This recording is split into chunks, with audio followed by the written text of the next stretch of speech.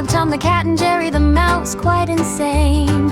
Tom was fluffy, sleek, and gray. Jerry was tiny, clever, and loved to play. Morning sun peeked through the blinds. Tom stretched and yawned, leaving dreams behind. Jerry sneaked from his little hole with twinkling eyes and a cheerful soul. Oh, Tom squeaked, Jerry, come chase me outside. Tom twitched his whiskers, you know I can't hide. And off they went across the floor, Tom hopping, Jerry squeaking through the open door. They raced past chairs and a teetering vase. Tom's paws thumped like a drum in the space. Jerry darted under the couch with glee. Tom peered, where could that sneaky mouse be?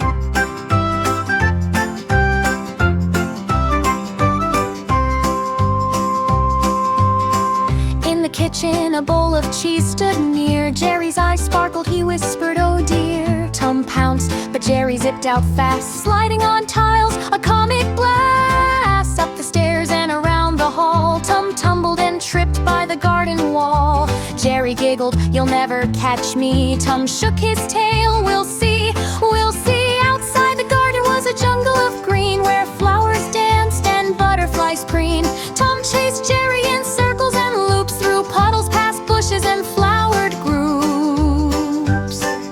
Then Tom stopped, panting under a tree. Jerry peeked out, do you give up or not me? Tom laughed, I give chase, but it's fun, you know, to run with a friend, whether fast or slow.